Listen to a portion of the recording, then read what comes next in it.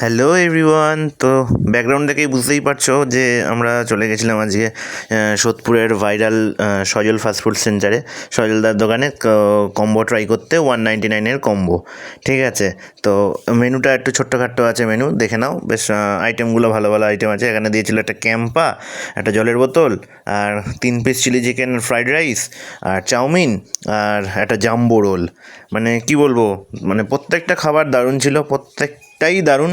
ঠিক আছে, আর রোলটা দেখো, আমার ওর হাতে তো মোটামুটি এক হাত মাপ হচ্ছে, আবার আমি তো অর্ধেকটা খেয়ে ফেলেছি ওপর থেকে, তার উপরে এবার খেয়ে দেখো আমিও মেপে দেখাচ্ছি। আমার তো হাতের মানে একটুখানি, মানে যেহেতু আমার হাত বড়, তো সেই জন্য অতটা আমি খেয়ে নিয়েছি, তো দেখালাম তোমাদেরকে।